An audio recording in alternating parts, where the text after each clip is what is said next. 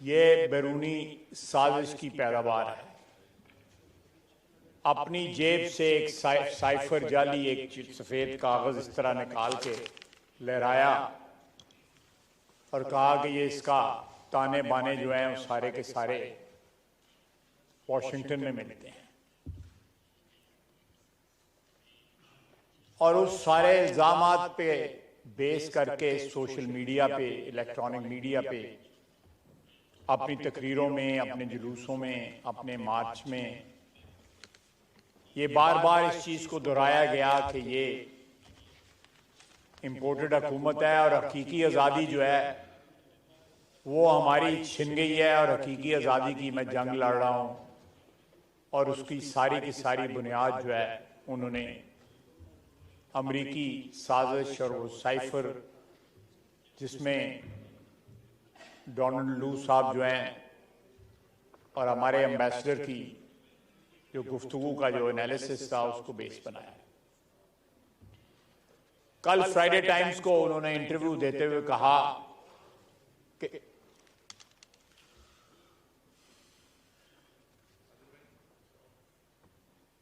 It's all over and it's behind मी,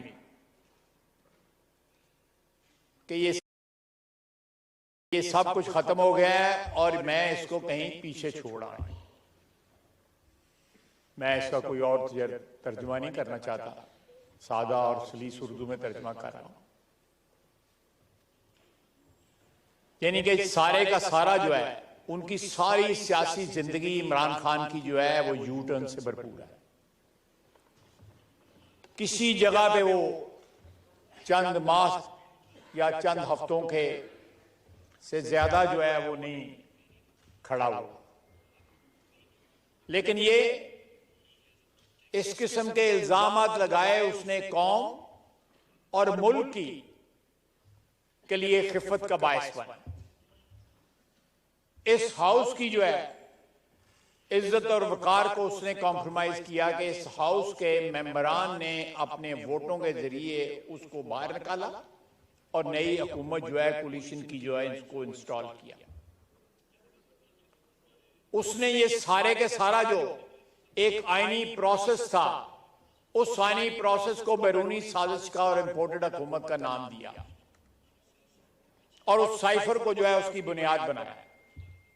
आज वो कहता है it's behind me and it's all over. No, it's not all over.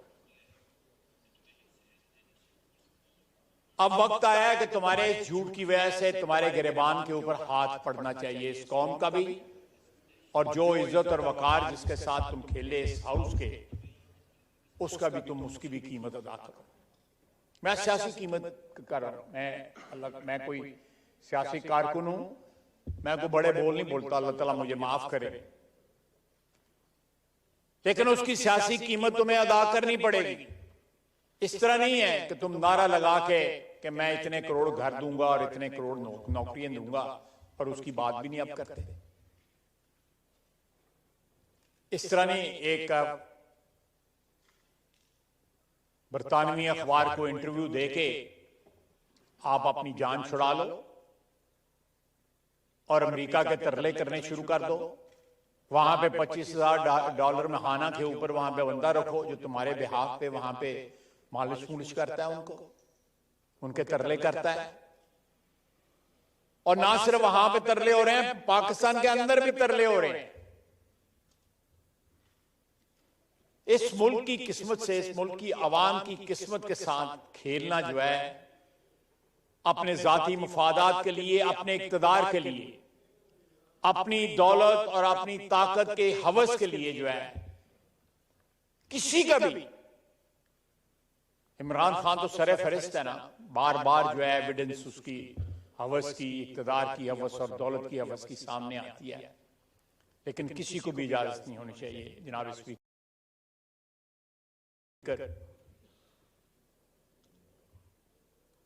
चंद वोटों के लिए और चंद ऐसे लोगों के लिए जो इस बावजूद, कल की उसकी स्टेटमेंट के बावजूद भी अगर वो बिलीव करते हैं कि वो ऑनेस्ट आदमी है, ईमानदार आदमी है, कन्विक्शन वाला आदमी है, नजरिए वाला आदमी है, तो मैं उन पे अफसोस नहीं करता।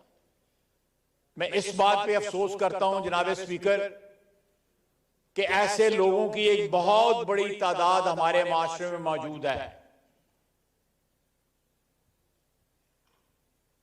ये वार्निंग है हमारे माशरे के लिए, हमारे वजूद के लिए, इस मुल्क के वजूद, इस वतन के वजूद के लिए, कि ऐसे लोग मौजूद हैं जो ऐसे फ्रॉडियों को जो है बिलीव करते हैं, उनकी बातों पे यकीन करते हैं।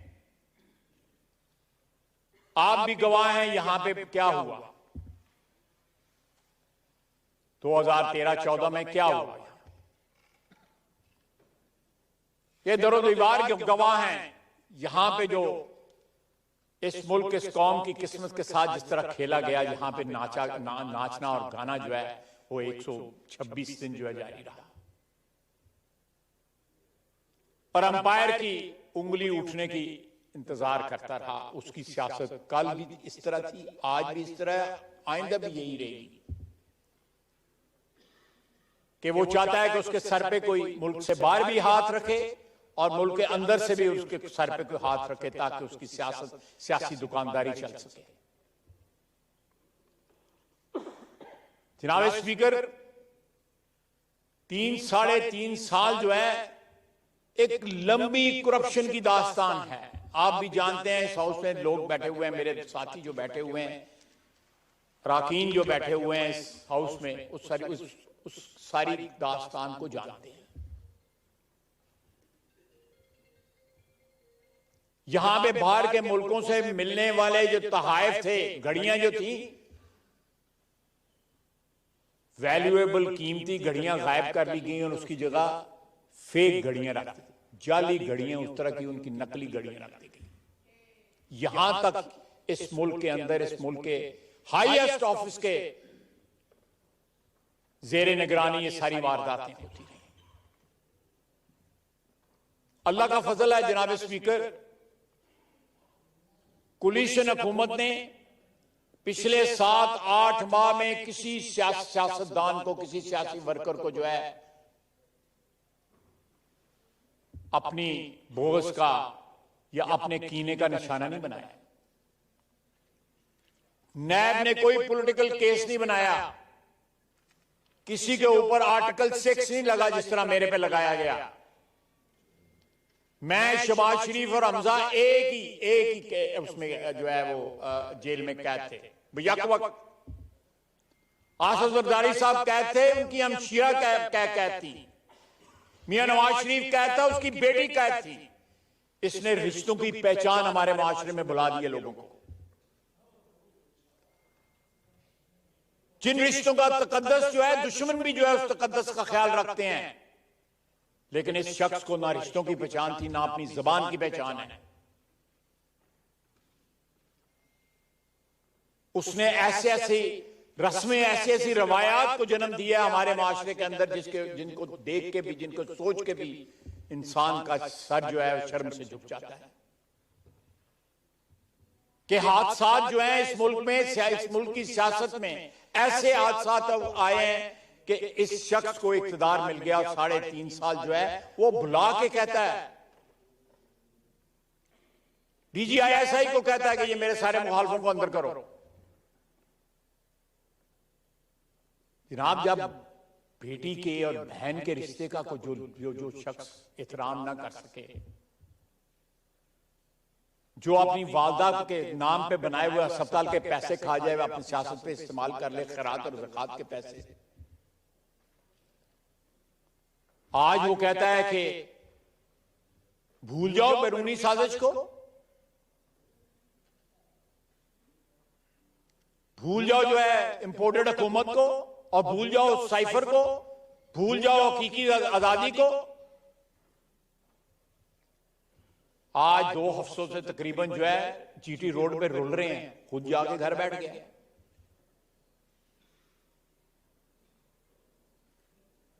और जो हालात हैं GT रोड पे रुलने वालों को, वो मुझे बताने की जरूरत नहीं है। हमने नहायत नामसाइद हालात के बावजूद जो है जनाब स्पीकर कोशिश कर रहे हैं पिछले 7-8 महीने से, ये हाउस गवाह है कि इस मुल्क के हालात जो है ठीक किए जाएं। जो खंडरात छोड़ के गया है इमरान खान, उन खंडरात के ऊपर एक नई इमारत तामीर की जाए इस मुल्क की, इस रियासत की। 3.5 करोड़ 3.25 करोड़ पाकिस्तानी जो है वो रियासत से सवाल कर रहा है कि मेरे सर पे छत नहीं है, बारिशें दोबारा शुरू हो गई हैं, सर्दियां आ रही हैं, मेरे पास खाने के लिए कुछ नहीं है। सारे लोग वहां पे पहुंचे हैं, इमरान खान किसी सैलाब-ज़दा इलाके में नहीं गया। क्या कमिटमेंट है इसकी 22 करोड़ आवाम के साथ, या इस जमीन के साथ, या इस मट्टी के साथ? अभी तो बहुत कुछ आने वाला है जनाब स्पीकर। 190 मिलियन कैबिनेट के अंदर इस तरह लिफाफा लहराया है कि भाई ये एजेंडा आइटम है, इसको भी मंजूर कर दो। उन्होंने पूछा इस लिफाफे में क्या, सील्ड लिफाफा था, इस लिफाफे में क्या था, मंजूर करो मंजूर करो मंजूर करो। ये काबीना का हाल था। और वो $190 मिलियन, मैं उसकी डिटेल में नहीं जाना चाहता, वो उस लायबिलिटी अकाउंट में चला गया जो पैसा सिंध हुकूमत की जमीन के लिए कम अदा किया गया था, और सुप्रीम कोर्ट ने वो लायबिलिटी क्रिएट की थी, उसमें चला गया। और उस शख्स से सुहावा में जमीन ले ली, 50 करोड़ रुपया ले लिया, और खुद और अपनी बेगम साहबा और साथ वो गोगी जो है उसका ट्रस्ट बना लिया। आज वो गोगी बाहर से बैठ के पंजाब में कारोबार कर रही है, वही कारोबार कर रही है जिसकी वजह से वो बाहर बैठी हुई है। जनाब स्पीकर, हया आती है, शर्म आती है, मैं ये लफ्ज इस्तेमाल करता हूं ऐसी बातें करते हुए भी कि हमारे मुल्क के सबसे बड़े ऐवानों के अंदर, इक्तदार के ऐवानों के अंदर ऐसे ऐसे लोग पहुंच गए। ये हादसा है। और आज भी लाखों लोग जो हैं, उनको कल जो उसने यू टर्न लिया है उसका उन पर कोई असर ना हो।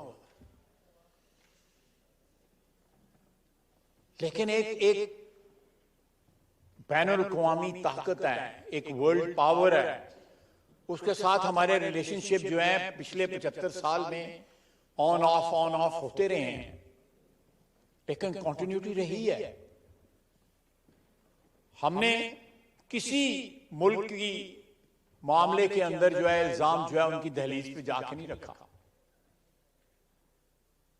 इसने इल्जाम उनकी दहलीज पे जाके रखा।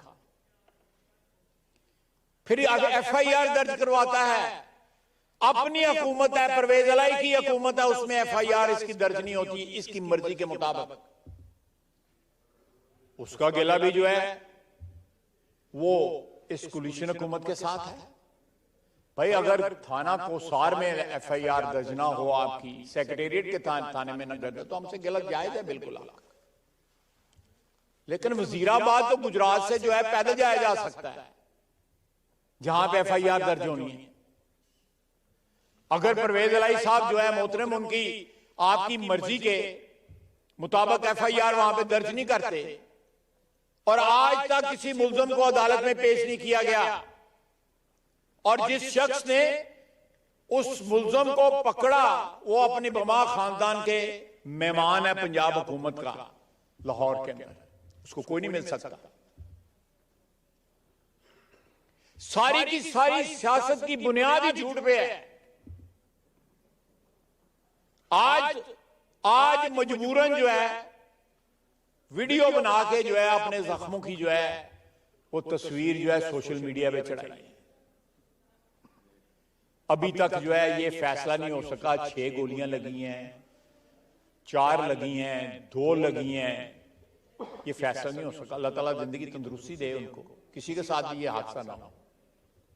हमने तब भी मुजम्मत की थी, आज भी मुजम्मत करता हूं, लेकिन इस मुल्क की किस्मत के साथ ना खेला जाए। जनाब स्पीकर, हम बड़े ही नाजुक दौर से गुजरे हैं। आपको भी एहसास है, मेरे साथी जो हाउस के इस तरफ बैठे हुए हैं या इस तरफ बैठे हैं, हम सबको एहसास है इस बात का।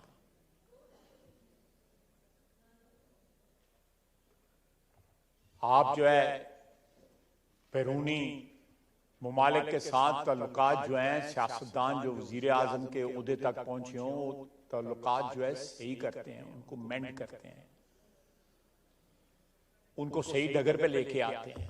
आप ताल्लुकात बिगाड़ते हैं लोगों के साथ।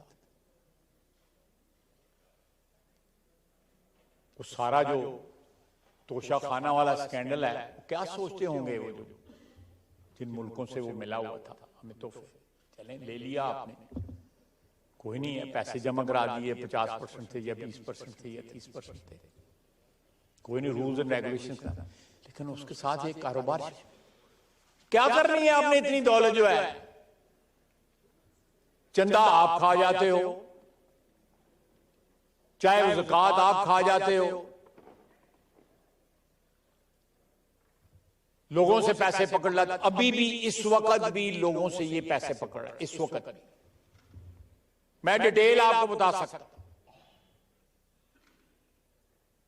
जो लोग इसको फाइनेंस कर रहे हैं उनकी डिटेल भी मैं आपको बता सकता हूं। आखिर जिन लोगों को ओबलाइज किया जाता है कि जनाब वाला, मैं एक दफा फिर कहूंगा कि अगर उन्होंने वो सारा हकीकी आजादी, इंपोर्टेड हुकूमत, बैरूनी साजिश वाला बयानिया अपना जो है दफन कर दिया है, तो इस हाउस के मुतल्लिक जो उन्होंने जबान इस्तेमाल की थी, जो वोट और नो कॉन्फिडेंस यहां पे हुआ, इस हाउस की मेजॉरिटी ने उनको हुकूमत से निकाला, उसके मुतल्लिक जो जबान इस्तेमाल की थी, आपकी कुर्सी पे एक शख्स को बैठा के उससे इस हाउस को डिसॉल्व करवा दिया, इस असेंबली को डिसॉल्व करवा दिया।